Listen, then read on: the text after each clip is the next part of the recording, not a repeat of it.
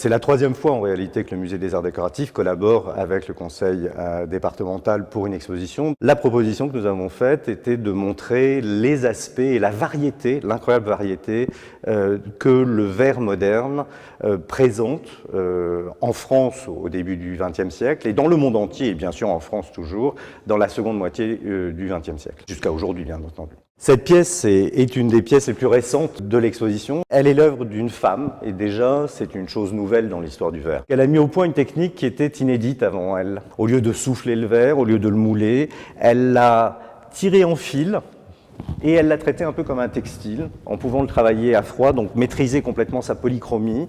Et elle a tout un système de réchauffage de ce verre, refondre ces fils de verre ensemble et les mettre en forme et pouvoir créer des formes aussi libres et aussi dynamiques que cette grande coupe en verre rouge. Donc si vous vous approchez, vous voyez qu'en fait elle est construite à partir de fils, comme un feutre de fils de verre en quelque sorte. Alors là nous sommes devant une œuvre qui est réalisée en fait par un couple, un homme et une femme, tchécoslovaques tous les deux.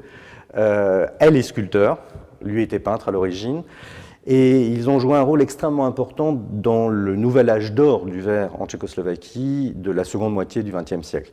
Et tout un univers de liberté, de création dans la tradition du verre, je dirais très massif, très minéral, qui est la tradition du verre de Bohême, la tradition du verre de Tchécoslovaquie. Ils ont inventé une nouvelle forme d'œuvre en verre, sculpture, souvent monochrome. Ces sculptures jouent avec la lumière comme aucune autre matière ne permet de jouer en lumière avec la sculpture.